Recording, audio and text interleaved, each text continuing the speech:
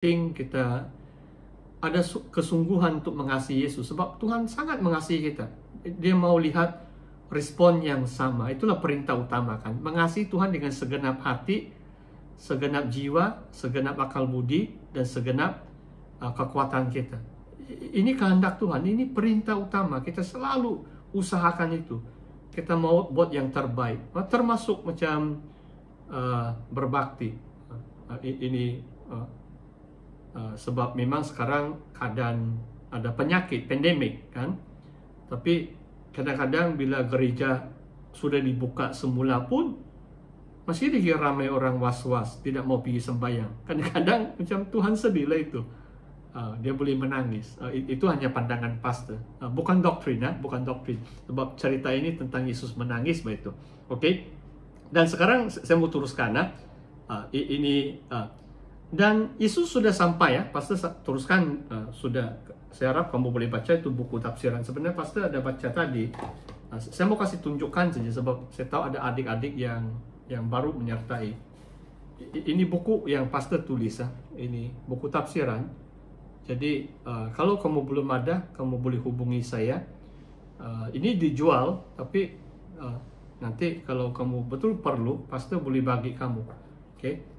Supaya kamu baca ini buku, bukan sukar dipahami. Saya rasa bahasa Malaysia itu mudah difahami itu. Yang saya tulis bukan yang terlalu mendalam itu bahasa. Jadi tapi memang pengertian rohani itulah yang bukan senang kita tangkapi. Oke, saya teruskan dulu. Yesus sudah sampai di kuburan Lazarus dan Marta beritahu kepada Yesus 4 hari sudah. 4 hari sudah, ia sudah berbau. Maksudnya kalau orang sudah mati, memang kalau tidak disuntik, tidak ada rawatan tuh 1 hari boleh berbau sudah itu. Apalagi 4 hari kan, memang sudah mau berbau. Dan ayat 40, coba kamu lihat, baca tuh firman Tuhan. Saya harap kamu ada teks firman Tuhan. Bukankah aku sudah katakan kepadamu, jikalau engkau percaya, engkau akan melihat kemuliaan Allah. Dan ayat ini pun saya harap kamu garis ini. If you believe, you will see the glory of God, dalam bahasa Inggris. Ini betul ayat kegemaran saya. Saya macam satu moto saya. Maksudnya, kita bukan hanya percaya Yesus boleh campur tangan dan menjawab doa kita hari ini juga. Tetapi kalau kita percaya, kita dapat melihat kemuliaan Tuhan. Maksudnya pekerjaan Tuhan itu nyata dalam hidup kita. Kita tidak mau hidup macam biasa-biasa tanpa Tuhan.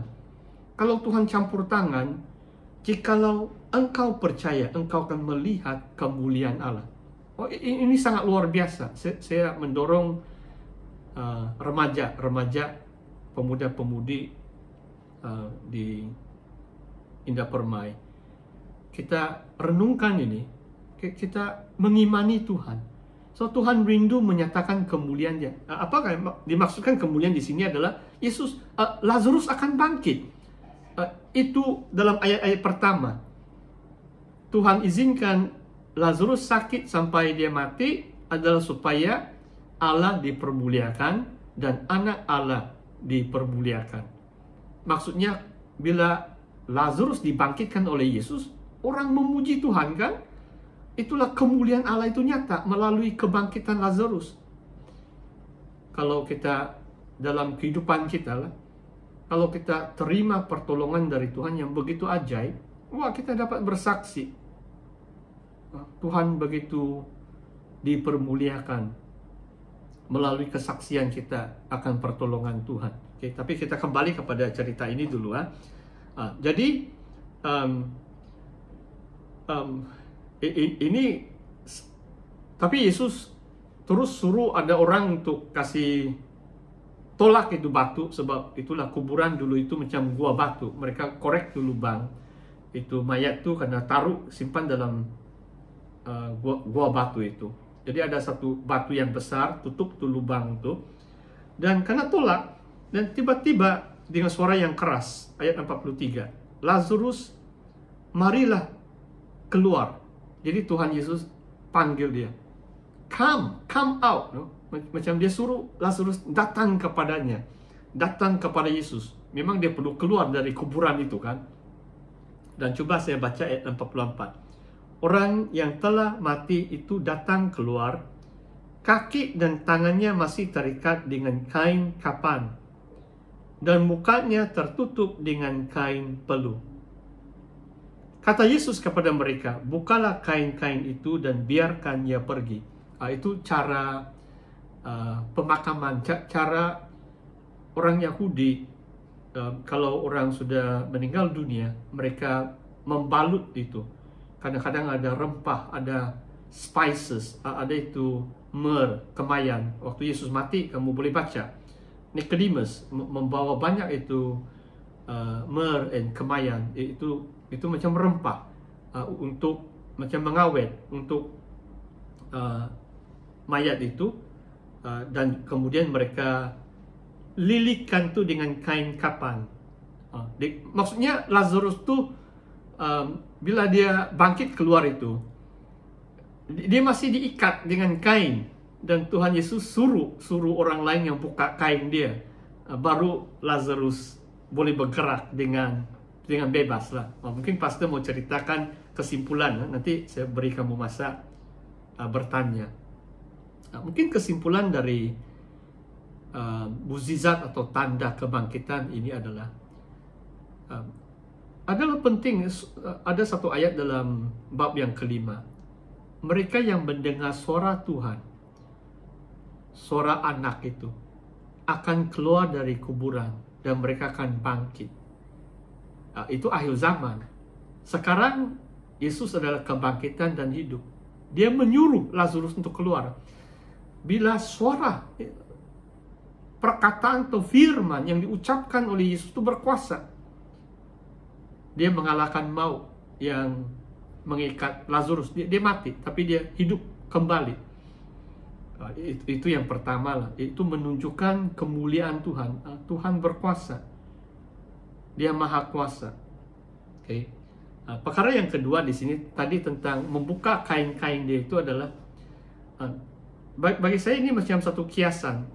Ini dalam Injil Yohanes, selalu Yohanes menggunakan bahasa kiasan. Dan macam orang Kristen lah, orang Kristen. Kadang-kadang bila kita lahir kembali, ini macam kita bangkit, kita hidup, kita lahir kembali. Roh kita yang mati karena dosa, manusia lama itu macam mati, dikuburkan kan. Bila kita dengar Injil itu macam suara Yesus, suara Tuhan melalui Injil itu, kita percaya Tuhan, kita menyerah diri kita bangkit, kita macam ada hidup yang baru, kita bangkit. Cuma waktu kita percaya Tuhan, kadang-kadang kita masih lagi dililit, kita masih lagi banyak ikatan dalam hidup kita.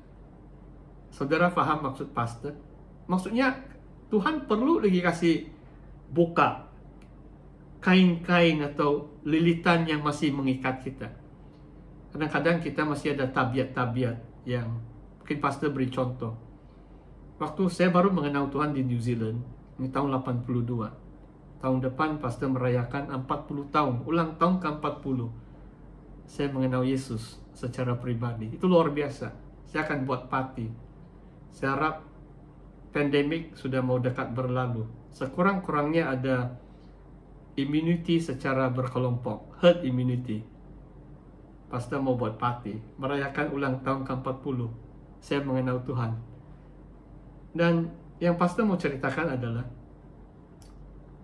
saya flatting, saya tinggal di asrama, saya tahun 1 university. Ada 5 orang laki-laki. Setiap kami ada bilik sendiri lah, ada 6 bilik. Dan saya kenal 2 pribadi yang sebelum mereka mengenal Tuhan tuh, mereka merokok. Dan sangat serius. Cuma kesaksian mereka berbeza. Ada satu orang yang sebelum dia kenal Tuhan tuh, dia macam ketagih merokok saja itu. Kadang-kadang mungkin 2-3 bungkus satu hari. Itu cerita dia. Hari pertama, hari dia lahir kembali, diterima Tuhan. ikatan ketagihan itu hilang sama sekali. Macam Tuhan buka dia punya ikatan, terus langsung dia hilang keinginan mau merokok. Dia tidak merokok. Itu waktu saya kenal dia itu mungkin dia sudah 5-6 tahun dia sudah kenal Tuhan. Dia lebih awal mengenal Tuhan. Dia lebih tua sedikit dari saya lah. Ya. Tetapi dia sudah mengenal Tuhan beberapa tahun. Waktu saya baru mengenal Tuhan. Itu yang dia share. Saya ada satu kawan juga, satu flat yang sama. Dia juga ada masalah merokok. Dan dia mengaku, bertahun-tahun, mungkin 3-4 tahun dia sudah terima Tuhan. Kadang-kadang dia masih curi-curi lagi merokok. Macam dia susah lepaskan tabiat dia. Tapi waktu dia cerita itu macam dia sudah terlepas. Dia bilang, wah dia bergumul. Dia bergumul 4-5 tahun. Saya lupa sudah berapa lama. Tapi yang saya ingat tuh itulah cerita dia. Nampaknya ada orang yang sudah percaya Tuhan Yesus pun masih lagi ada belenggu, masih ada ikatan. Tidak tahu apalah. Dan Tuhan perlu membuka itu ikatan-ikatan itu supaya bebas kita bergerak. Bebas kita bergerak. Saudara paham maksud saya? Itulah mungkin kiasan daripada kain-kain yang membalut Lazarus yang harus dibuka. Baru dia dapat berjalan dengan bebas. Kan? Siapa boleh jalan dengan bebas karena ikat itu kain kan? Seperti kita. Orang Kristen itu dibebaskan, sedang dibebaskan. Kelemahan-kelemahan kita harus dibuang supaya kita betul-betul bebas, merdeka di dalam Tuhan. Kita bebas dari ikatan dosa, ikatan tabiat-tabiat yang lama, supaya penyerahan kita semakin hari semakin total kepada Tuhan. Dia tersungkur Maria, satu penyerahan yang lebih total, maksudnya total berbanding Marta. Memang Marta mengasihi Tuhan, jadi pribadi pun, adik-beradik pun, hubungan mereka pun berlainan dengan Tuhan Yesus. Dan Lazarus disebut dikasihi Tuhan. Hanya murid Yesus yang menulis suratan yang kitab Injil ini, Yohanes. Beloved disciple, murid yang dikasihi Tuhan. Hanya Lazarus saja. Selain daripada Yohanes yang menulis Injil ini, hanya Lazarus yang disebut sebagai dikasihi Tuhan. Wah, itu luar biasa. Maksudnya Tuhan sangat mengasihi Lazarus dan kedua kakaknya, Marta dan Maria.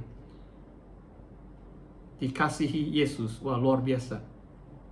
Oke, sebelum pergi ayat 45, beberapa ayat ada lagi saya mau kembali di permulaan nanti ada satu bagian firman Tuhan. Tapi saya mau minta respon atau pertanyaan. Ada soalan kamu? Terima kasih. Saya lihat ramai juga malam ini menyertai 27 dalam jumlah yang saya lihat dalam screen. Cuma malam ini macam saya tidak ada nampak si Eli, sebab Eli yang biasa bertanya dengan pastor. Jadi kirim salam dengan Eli kalau kamu ada dia punya nomor. Kasih tahu pastor kirim salam. Ada yang adakah? Ada soalan kamu? Sila bertanya. Kamu dapat memahami. Coba kamu bertanya. Jangan kamu segan atau rasa malu, okay? There is no stupid question. Semua soalan dia bagus tuh, pasti akan layan. Bagaimana? Kamu dapat ikut apa yang pastor coba sampaikan kepada kamu?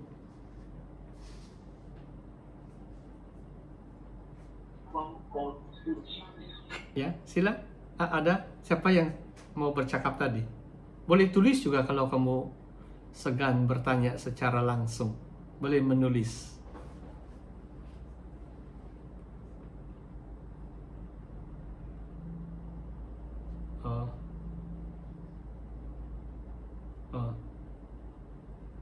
Oke. Terima kasih.